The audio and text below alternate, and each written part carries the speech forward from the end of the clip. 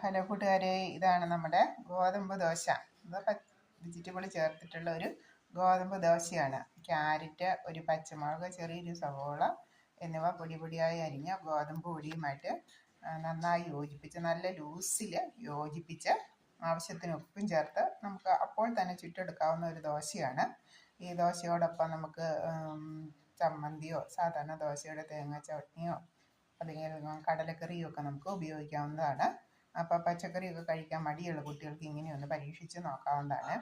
അപ്പോൾ വളരെ നൈസായിട്ട് വേണം, പാൻ നന്നായിട്ട് ചൂടായി കഴിയുമ്പോൾ വളരെ കട്ടി കുറച്ച് വേണം ഈ മാവ് നമ്മൾ പാനിലേക്ക് ഒഴിക്കാനായിട്ട്. അപ്പോൾ നന്നായിട്ട് കട്ടി കുറച്ച് പരത്തിയെടുത്തതിന് ശേഷം ആ പാനിൽ നിന്ന് വിട്ടു പോകുന്ന ഒരു ഭാഗം പാനിൽ നിന്ന് വിട്ടു പോരുന്ന ഒരു പരുവമുണ്ട്. ആ പരുവാകുമ്പോഴേക്കും നമുക്ക് നന്നായിട്ട് മറിച്ചിട്ട് അടുത്ത വശം കൂടി നന്നായിട്ട് വേവിച്ച് നമുക്ക് എടുക്കാം. 5 മിനിറ്റ് കൊണ്ട് നമുക്കിത് തയ്യാറാക്കി എടുക്കാം. ഈസി ബ്രേക്ക്ഫാസ്റ്റ് ആണ്. അപ്പം ബൈ ബൈ, മറ്റു വീഡിയോ ആയിട്ട് നാളെ കാണാം.